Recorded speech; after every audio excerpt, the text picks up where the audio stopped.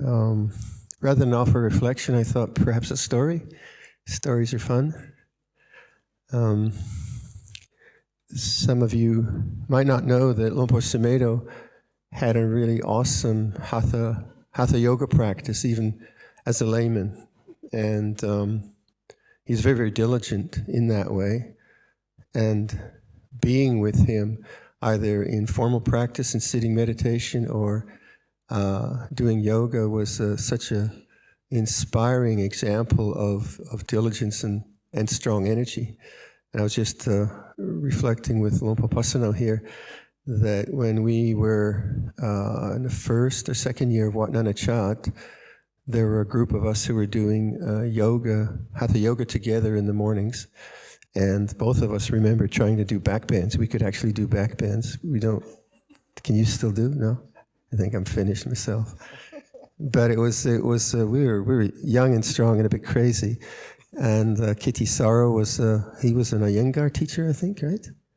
Yeah, a younger yoga teacher, but all of us were into yoga. So it was a very, very kind of a dynamic time. And then we'd do maybe 2 hours sitting meditation before Pindapad.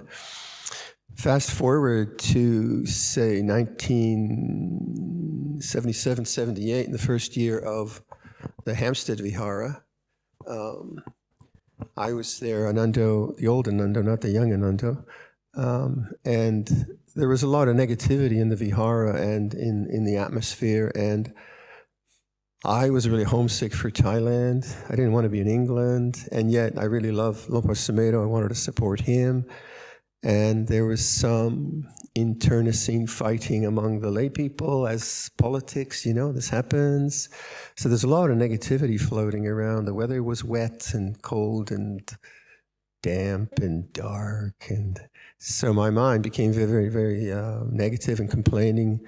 Ananda was on the ropes too. He was ready to run away. It's a kind of an exaggeration, but the whole feeling with us was not very positive. So there's a little kind of complaining, and Luang Por Sumedho said, "Well, we can't do this. We have to put more energy, more vitality into our lives." So he said, "Okay, here's the regime." So we got up at, I guess, probably 3 a.m. and first thing we had to take a cold shower. I hate cold showers. I just do not like cold showers. But Luang Por was the first one.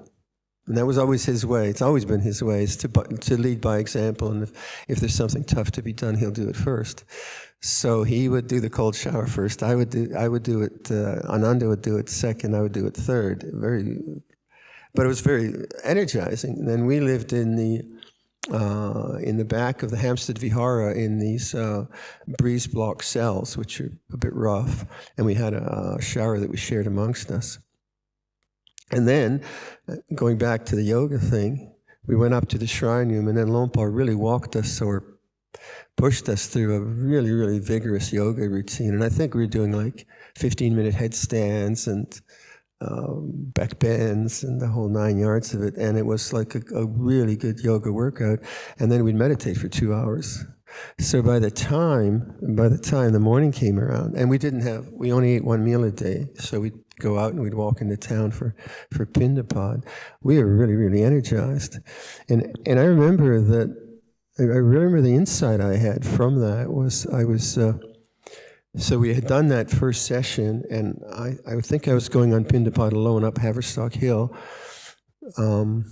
And I remember opening my umbrella because it was raining again, and having my alms bone thinking, oh God, what's the point of this anyway? And I saw it. I saw the negativity of my mind. I saw how I was just creating a negative state of mind, and I just lifted it out. And from then on, it gave me a lot of insight into the way the thinking mind constructs our world. And it's not true. It's often not true at all. It's just a bunch of lies. And I could see how my mind was really lying to me, because actually I was fed. I had the best teacher around. I had good support. London was actually interesting, but my mind was really caught in negativity.